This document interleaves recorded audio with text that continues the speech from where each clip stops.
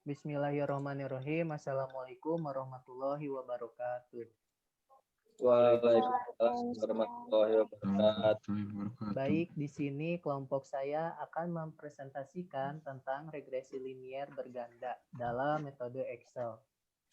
Untuk mempersingkat waktu, kita bahas materi pertama yang akan dibahas oleh Saudara Iqbal. Waktu dan tempatnya dipersilahkan. Baik, di sini ini adalah data tentang regresi linier berganda. Untuk mencari hasilnya menganalisis data linier berganda, kita memiliki beberapa tahap, yaitu dalam tahapan pertama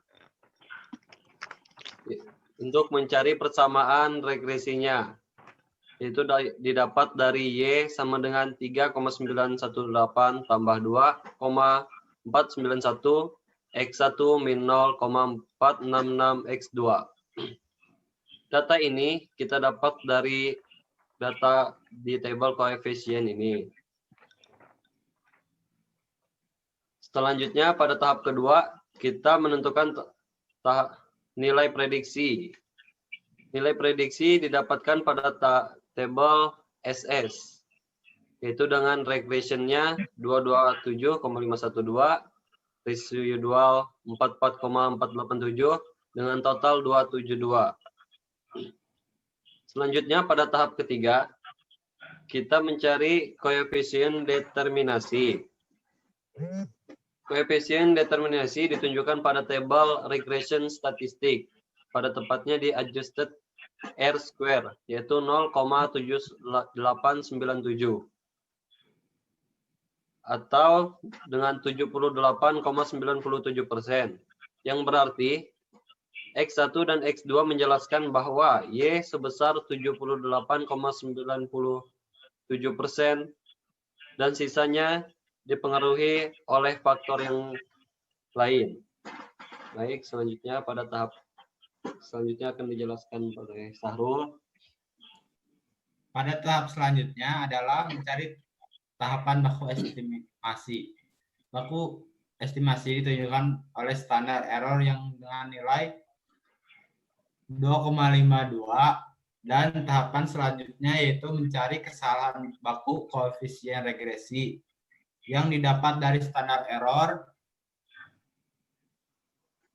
dengan Y sama dengan 2,417, X1 sama dengan 0,72, X2 sama dengan 1,016. Dan pada tahap selanjutnya adalah mencari F hitung. Mencari nilai F hitung didapat dari F regression, yaitu senilai 17,899.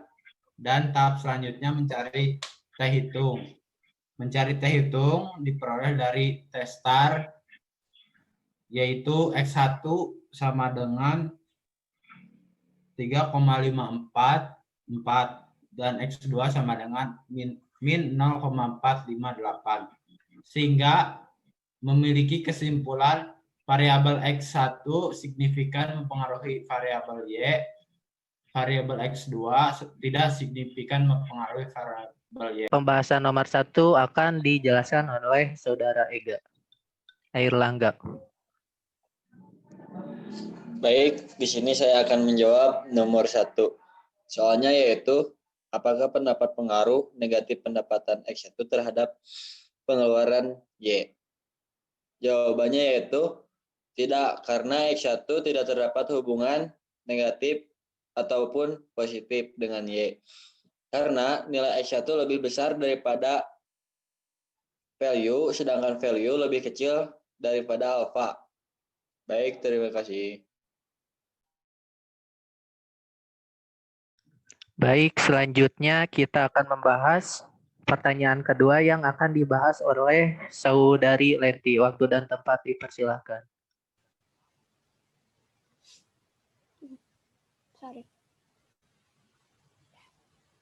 Baik, saya akan menjawab soal nomor 2. Apakah terdapat pengaruh positif jumlah anggota X2 terhadap pengeluarannya? Jawabannya tidak. Karena X2 tidak terdapat hubungan positif, melainkan terdapat hubungan negatif. Karena nilai X-nya lebih kecil dibandingkan nilai value, dan value-nya lebih besar daripada nilai alfa, maka dapat disimpulkan bahwa tidak terdapat pengaruh nilai positif, melainkan terdapat pengaruh nilai negatif.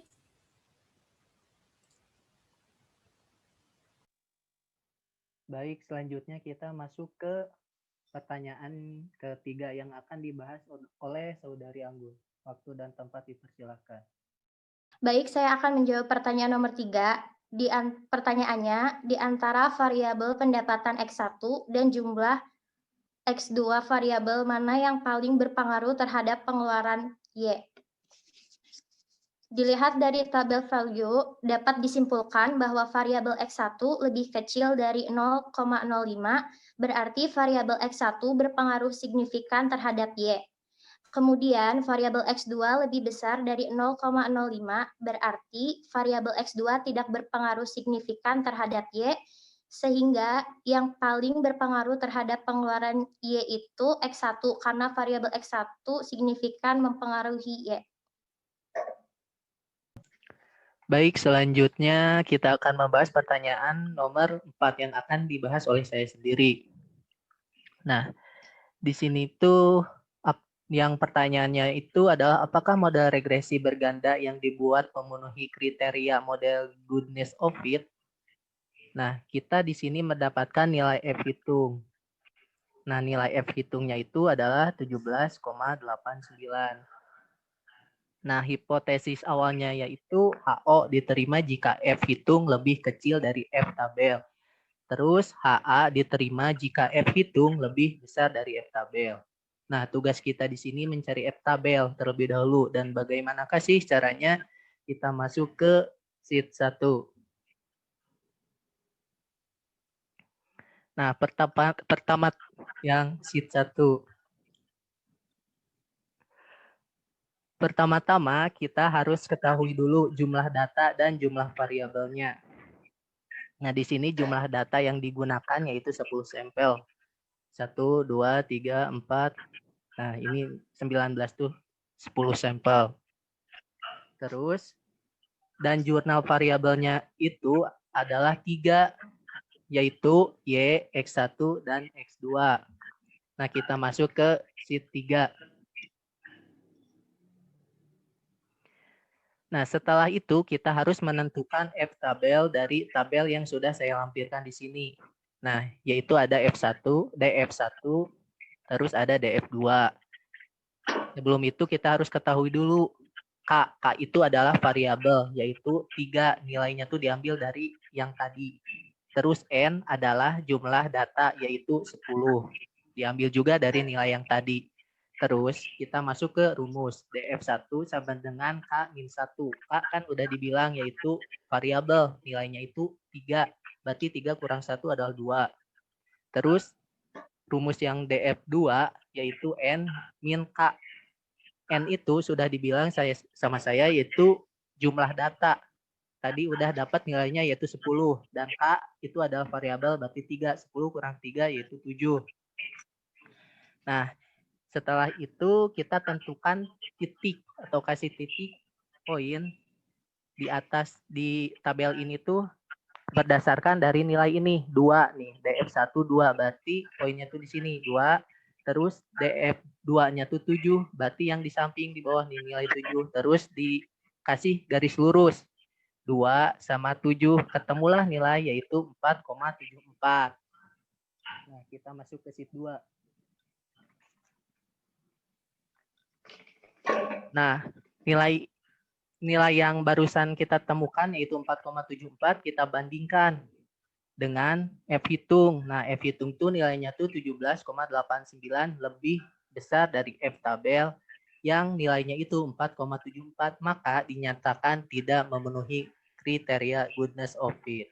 Nah, sekian dari nomor 4, pembahasan nomor 4, kita akan melanjutkan ke pembahasan nomor 5 yang terakhir yang akan dijelaskan oleh Saudara Latif.